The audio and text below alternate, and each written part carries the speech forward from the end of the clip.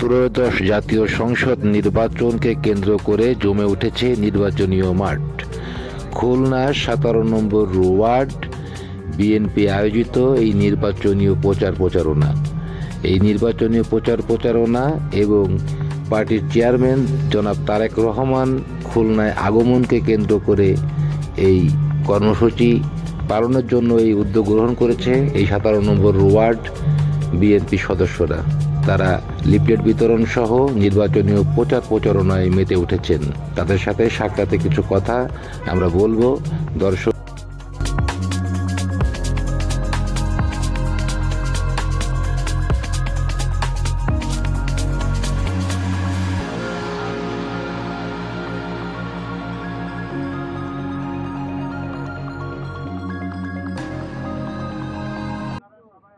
এই যে নির্বাচনীয় প্রচারণায় আপনারা আছেন, এই নির্বাচনীয় প্রচারণার মধ্যে কোনো বাধাবিঘ্নতা সৃষ্টি হচ্ছে কিনা, কোনো দ্বন্দ্ব সৃষ্টি হচ্ছে কিনা আপনাদের এই 2 নম্বর আসনের 17 নম্বর ওয়ার্ড সম্পর্কে যদি জানাইতেন আমাদেরকে আমরা একটু। না, আমাদের এখানে কোনো বাধাবিঘ্ন নাই, কোনো কিছু নয়। আমরা বিএনপির নেতাকর্মী সকলে ঐক্যবদ্ধ আছি এবং জনগণ ঐক্যবদ্ধ আছে ব্যাপক সারা। আপনারা মিডিয়ারা যারা আমাদের সাথে কাজ করতেছেন, আপনারা দেখতেছেন মানুষের ব্যাপক উৎসাহ, ব্যাপক উদ্দীপনা। মানুষ দীর্ঘ 17 বছর আমরা বলি যে মানুষ ভোট দিতে পারে নাই, মানুষের ভোটের অধিকার ছিল না, বাক স্বাধীনতা ছিল না, মানুষ মন খুলে তারা কেউ ঘর থেকে বাইরিতে পারতো না। বাচ্চাদেরকে নিয়ে যখন স্কুলে যাইতো তারা আতঙ্কে থাকতো।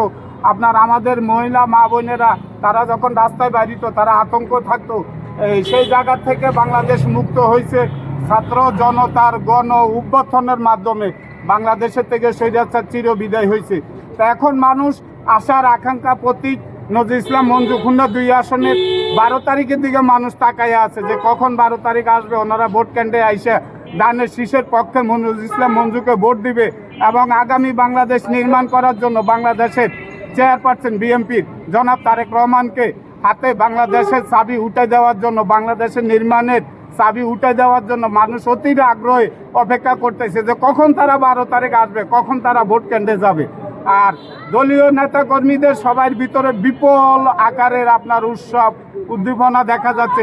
তারা সকলে মিলে কাজ করতেছে। এদের কোনো রকম কোনো দ্বিধাদ্বন্দ্ব, কোনো বাক বিতন্ত্র কোনো কিছু নাই এবং এদের কোনো চাওয়ারও নাই, এদের কোনো পাওয়ারও নাই। এদের একটাই চাওয়া, একটাই পাওয়া, সেটা হলো আগামী বাংলাদেশ বিশ্ব দরবারে যাতে মাথা উঁচু করে ওই বিগত দিনে স্বৈরাচার সরকার যে কলঙ্ক বাংলাদেশের উপরে স্থাপিত করছে সে কলঙ্ক মুছে যাতে বাংলাদেশ আগামী বিশ্ব দরবারে যাতে আপনার স্বনির্ভর বাংলাদেশ হিসেবে, সার্বভৌমত্ব বাংলাদেশ হিসেবে যাতে মাথা উঁচু করে দাঁড়াতে পারে, সেই লক্ষ্যে বিএনপির ঐক্যবদ্ধ নেতাকর্মীরা খুলনা 2 আসনে কাজ করতেছে। এবং আপনারা দেখতেছেন, আপনারা জানেন, আপনারা আমাদের সবসময় সাথে আছেন। আমরা খুব সুশৃঙ্খলভাবে কাজ করতেছি এবং নির্বাচনী আচরণবিধি 100% মাইনে আমরা কাজ করতেছি। আর আপনারা আরেকটা জিনিস যেটা আপনাদের জানা আছে, আমাদের খুলনা 2 আসনে নজরুল ইসলাম মঞ্জু, যিনি বিএনপির পরিবারের একজন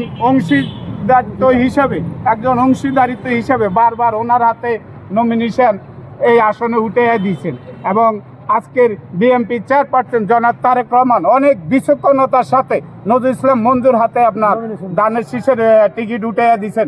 কারণ একমাত্র নজরুল ইসলাম মঞ্জু একজন ব্যক্তি যিনি খুলনাবাসীর জন্য সর্বক্ষণ চিন্তিত থাকে, কিভাবে উনি খুলনাবাসীর উন্নয়ন করবে, জীবনযাত্রার মান গড়াবে, কিভাবে মা বোনদেরকে নিরাপদে রাখবে, কিভাবে আমাদের স্কুলে বাচ্চাদেরকে তারা নিরাপদে স্কুলে যাবে, শিক্ষা গ্রহণ করবে। এই সর্বদিকে নজরুল ইসলাম মঞ্জু একজন অনিলন ব্যক্তি। নজরুল ইসলাম মঞ্জু এটা আপনারা জানেন, ওনার কোনো বিকল্প নাই। এবং খুলনাবাসীর কাছে, খুলনা 2 আসনবাসীর কাছে নজরুল ইসলাম মঞ্জুর জন্য আল্লাহ রহমত আল্লিল আলামিনের কাছে দোয়া চাচ্ছি।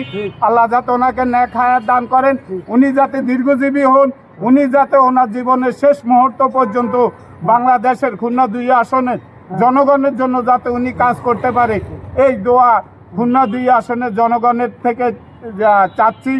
আর তার পাশাপাশি একটা কথা, যে আপনারা কেউ 12 তারিখ, বিশেষ করে 12 তারিখে কেউ ঘরে বসে থাকবেন না। আপনারা সকলে রাস্তায় নেমে আসবেন, আপনাদের অধিকার আপনাদের রায়, আপনাদের বাংলাদেশের স্বপ্ন, এগুলা সম্পূর্ণ কিছু যদি আপনারা আগামী প্রজন্মকে উপহার দিতে চান, তাহলে জনাব তারেক রহমানের হাতকে শক্তিশালী করুন।